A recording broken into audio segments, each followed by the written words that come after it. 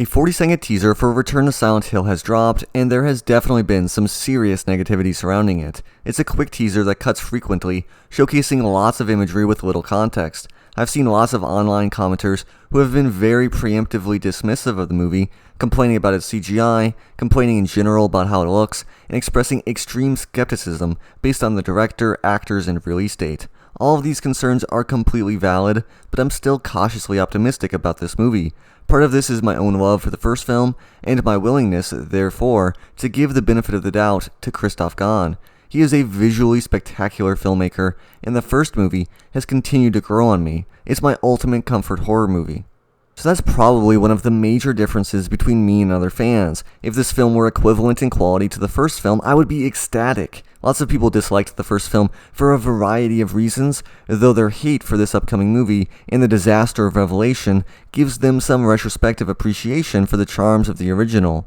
Another reason people have expressed skepticism is the cast. They don't believe Jeremy Irvine looks like James from the game, and they don't believe in the acting ability of the leads. I've only seen Irvine in Paradise Hills, in which he had a small role and didn't impress me that much. That being said, I'm willing to give him a chance. While his look might be slightly different, I don't have this reactionary instinct to hate all changes to his source material, so I'm willing to wait to see how this interpretation turns out.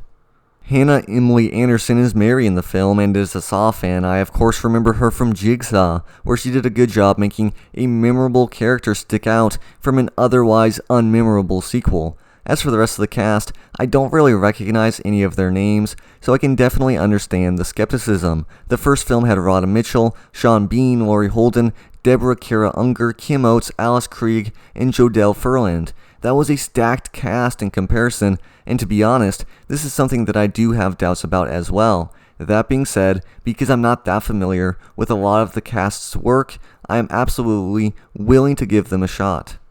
Then you have the concern about Christoph Gans not really working much recently. In fact, he hasn't had a film he directed get released since his Beauty and the Beast adaptation over a decade ago. It's been nearly 20 years since he directed the first film, and I can definitely understand the skepticism over someone who has been out of the game for that long. Of course, there is always work being done by film directors that ends up unrealized, and gaps can emerge in their filmography as a result, but it is concerning.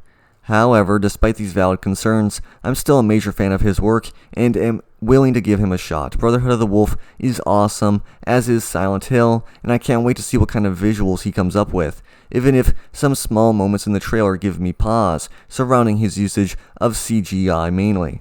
The other major reason I've seen people raise skepticism is surrounding the release date, as horror fans were well aware of the trend of studios dumping horror films in January that they have very little faith in. This does concern me as well, and could definitely represent the canary in the coal mine in this situation, but at the end of the day, there have been some very good horror movies released in January, and studios do get it wrong all the time about their own movies, so I'm willing to overlook that for now. Now, as for the actual teaser itself, I quite liked it. Outside of one shot with the CGI fire that looked very questionable, I thought it looked visually interesting, and I'm intrigued to see how it turns out.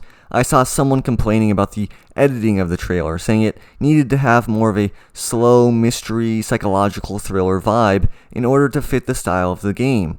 This confuses me, as I'm not sure what people expect to see out of the editing of a teaser. It's meant to be quick and give you a sense of the movie. I'm not sure the editing style that the commenter wants would be best for marketing purposes. Usually marketing campaigns are somewhat misleading about those slower horror movies, so there still is hope for that style of movie. I think that to draw too many conclusions about the pace of the movie from a teaser is being very rash. I'm not sure why the internet acts like we have to condemn movies and games before they even come out, but it's very frustrating to see. What happened to giving things a fair shot? Why do we have to preemptively pick sides before we've seriously interacted with the art? I could see myself hating Return to Silent Hill after I watch it, or even loving it. It remains to be seen, but what I'm not willing to do is go all out bashing something based on a 40-second teaser. So I definitely still have cautious optimism about this film. At the very least, I hope that its release and the fact that next year marks the 20th anniversary of the original film mean that we get a 4K release for Silent Hill next year. As a Silent Hill fan, I'm just so happy we are getting new games and movies right now. After years in the darkness, I'm going to appreciate exploring a world I love. That's all for today's video. Thank you so much for watching to the end. If you enjoyed, please leave a like, hit subscribe, and don't forget to ring the bell for notifications every time I release a new video.